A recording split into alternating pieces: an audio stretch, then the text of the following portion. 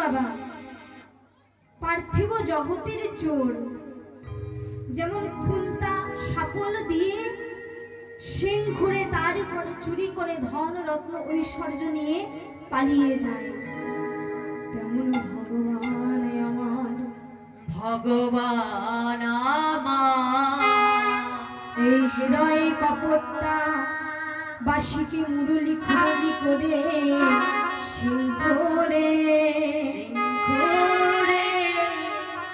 এই হৃদয় মন্দিরটাকে ধন রত্ন নিয়ে পালিয়ে যায়, আর যে ভক্তের মনটাকে নিয়ে চলে যায় ভক্ত কেমন হয়ে যায় গো, সে যে পাগলিনী হয়ে যায় গো, পাগলিনী হয়ে যায় গো, সে যে পাগলিনী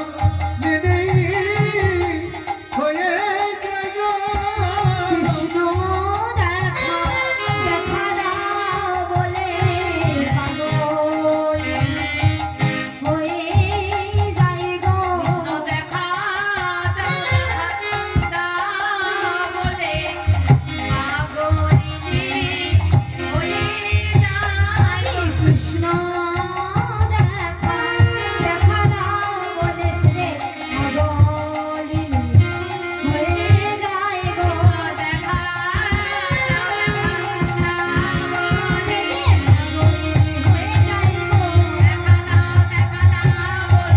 পাগলিনী হয়ে যায় গো। পাগলিনী হয়ে যায় গো। আজ গোবিন্দ আমার মনে মনে ভাবছে, আমি যে কলঙ্ক ভঞ্জন করব তার জন্য আমাকে যোগমায়াকে স্মরণ করতে হবে। আর এইদিকে যখন সবাই কাঁদছে তখন যশোমতী মা বলে উঠলেন, ওগো এই বৃন্দাবনে কি এমন কি কেউ নেই যে আমার গোপালকে ভালো করে দিতে পারবে? যাও না, তোমরা তাকে দিয়ে একবারে নিয়ে এসো। গোবিন্দ বলছে, মা তুমি কি ভাবলে এই পার্থিব জগতের বৈদ্য এসে আমার রোগ ভালো করে দিতে পারবে? জানো মা, আমি যদি আমার লীলা প্রকাশ না করি তাহলে যে কেউ জানতে পারবে না। তাই ভগবান আমার কি করিলেন, এক রূপে মায়ের করে থাকলেন, আর এক রূপে বৈদ্য হরি হয়ে এসে দাঁড়ালেন বৃন্দাবনে তেনাথার পথে।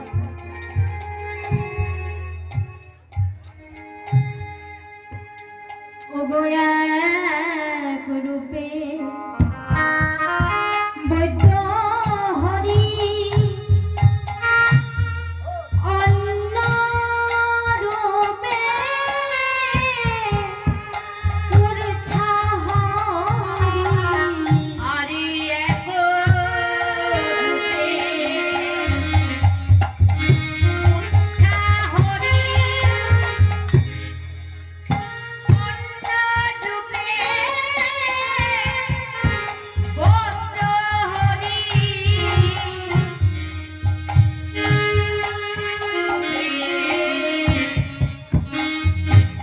মূর্ছা হরি,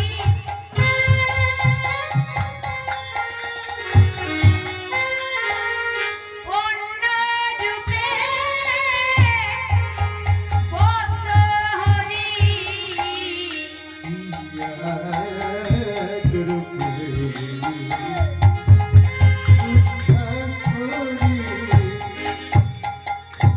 অন্য রূপে বৌদ্ধ হরি। আরে দাঁড়াইল হে মাথার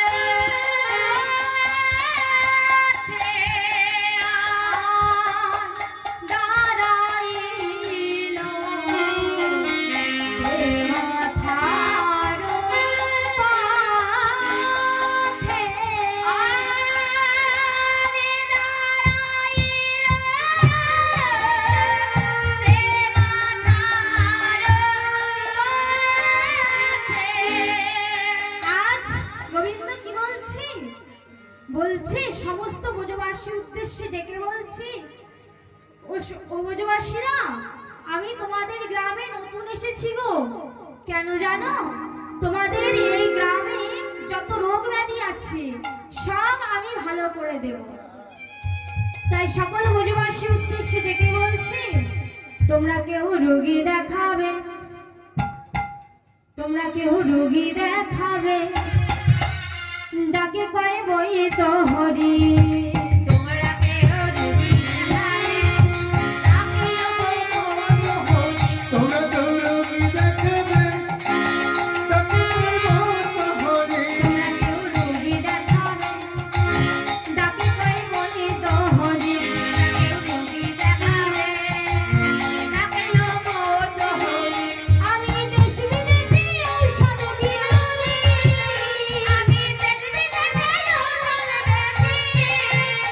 আমি নাটই করি, তোমরা কেউ রোগী দেখাবে, ডাকে কয় বই তো হরি। তোমরা কেউ রোগী দেখাবে, ডাকিও বই তো হরি।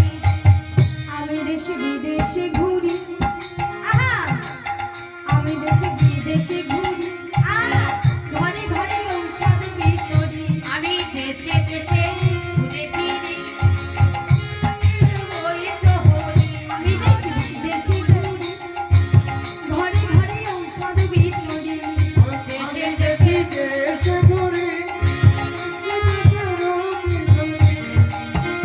আমি বিনামূল্যে ঔষধ বিক্রি, না দেখে ঔষধে দিই। আমি নাটই করি, তোমরা কেউ রোগী দেখাবে, কেউ রোগী দেখাবে, ডাকে কয় বই তো হরি। কেউ রোগী দেখাবে, ডাকিও বই তো হরি। কেউ রোগী দেখাবে, ডাকে কয় বই তো হরি। রোগী দেখাবে, ডাকিও বই তো হরি। আজ সকল ব্রজবাসীর উদ্দেশ্যে বলছেন।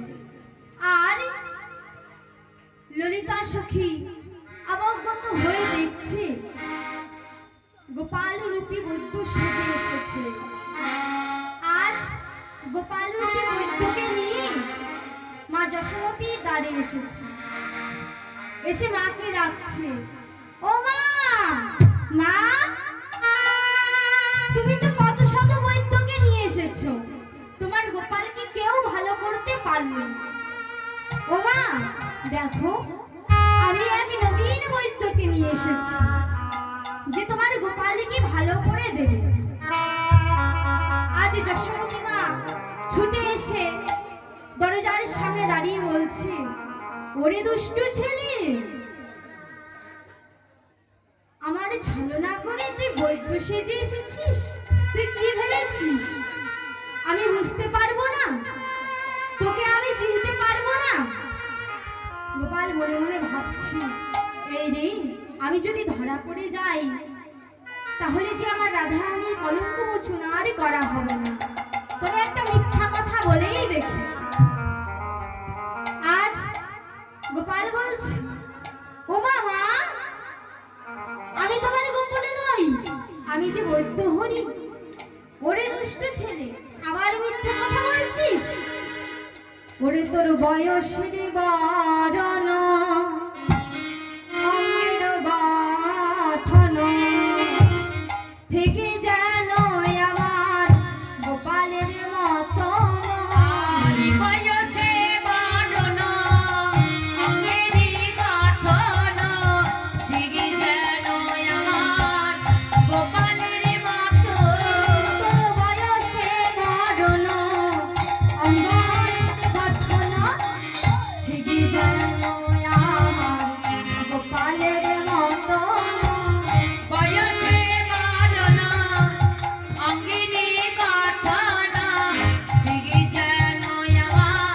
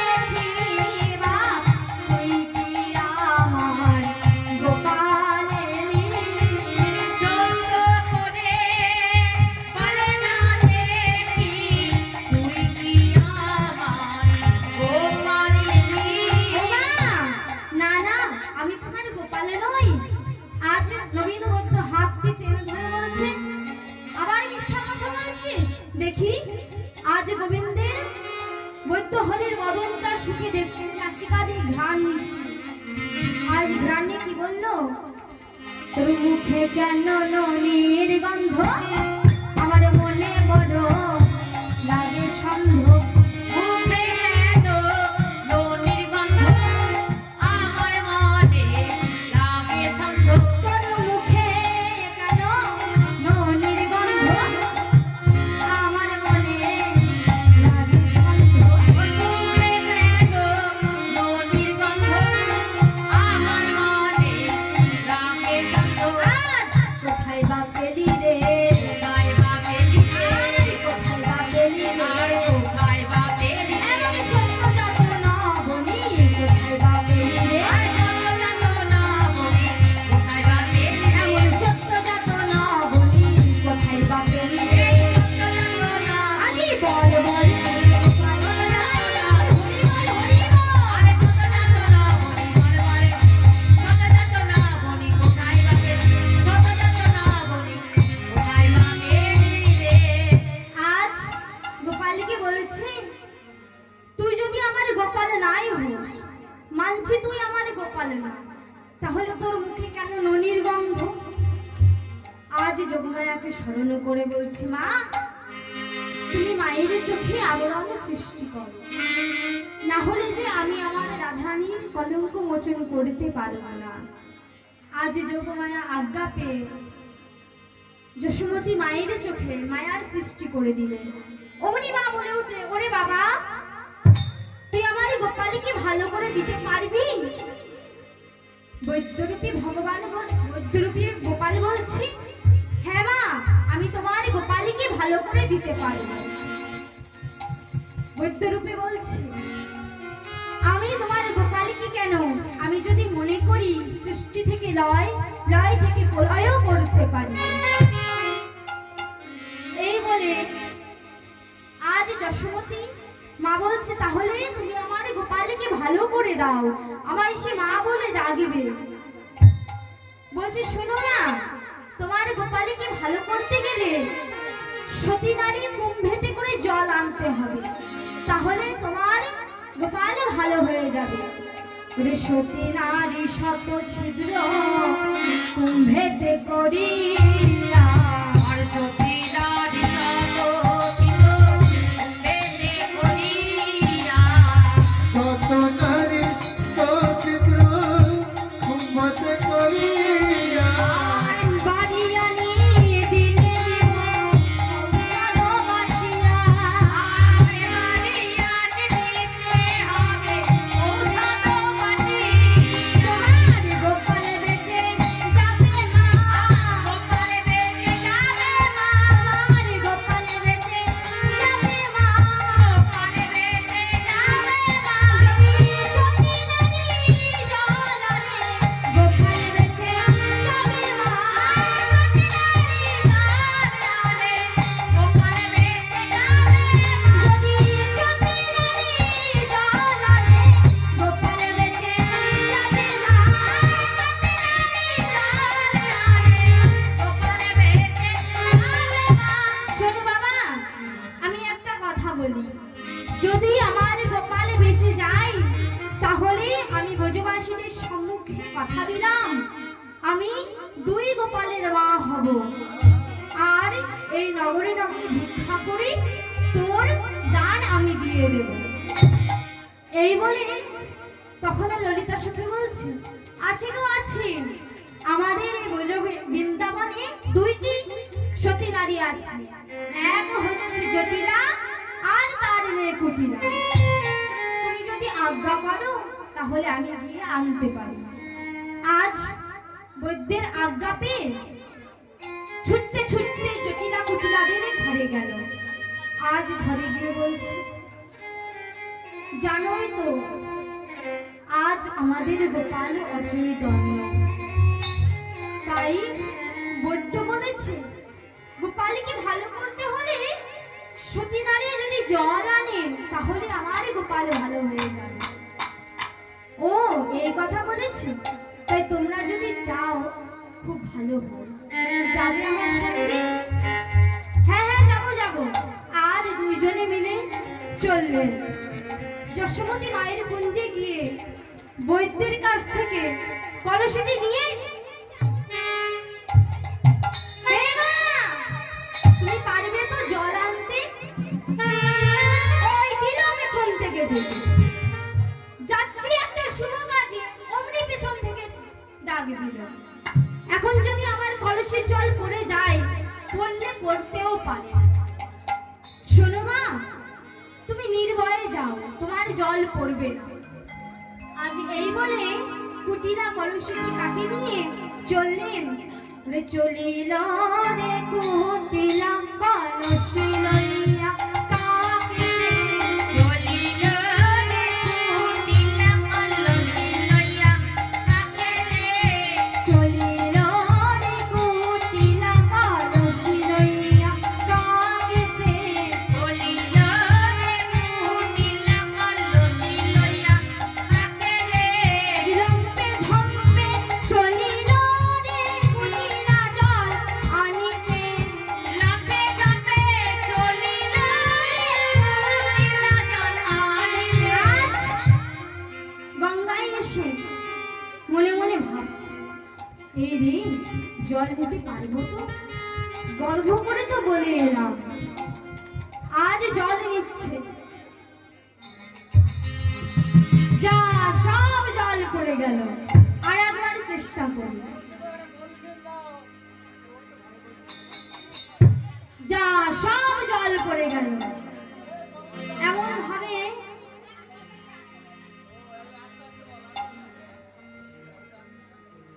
ভাবে যখন জল আনতে পারলো না, ফিরে এসে চুপ করে দাঁড়িয়ে আছে।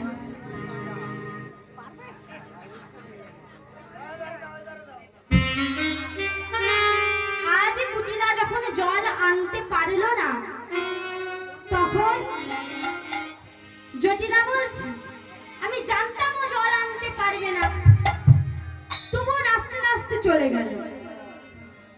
দাও দেখি কলসিটি আমার কাছে, আমি জল নিয়ে আসি।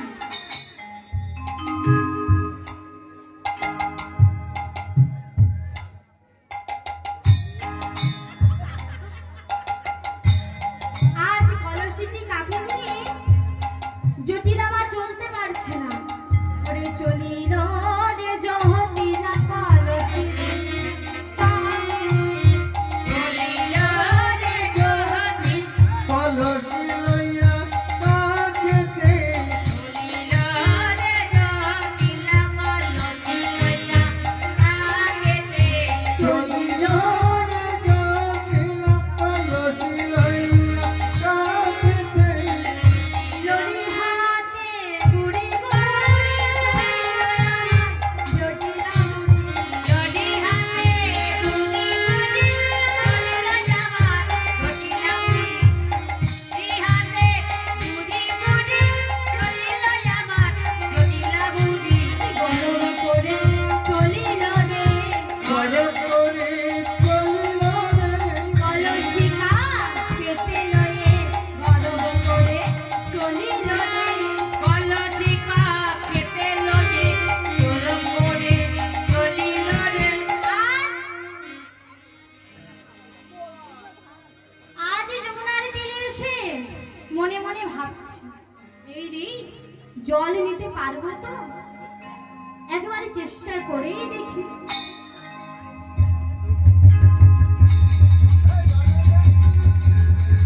যা, সব জল পড়ে গেল।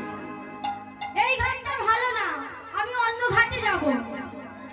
আর অন্য ঘাটে গিয়ে জল তুলছি। যা, সব জল পড়ে গেল। এখন কি হবে? আজ জটিলাও পারল না ফিরে আসবে। যখন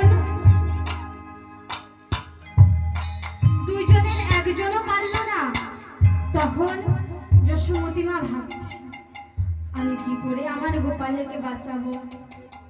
এই মনে ভাবতে ভাবতে বৈদ্যহরিকে বলছে, ও বৈদ্যহরি, তুমি কি আর কিছু জানো না? বৈদ্যহরি বলছে, জানি গো জানি।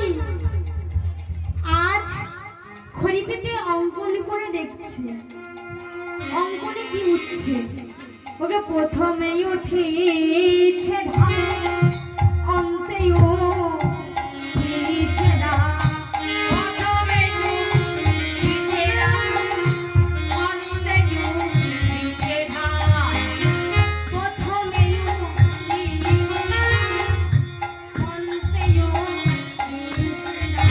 আয় প্রথমে উঠেছে রা, অন্তে উঠেছে ধা।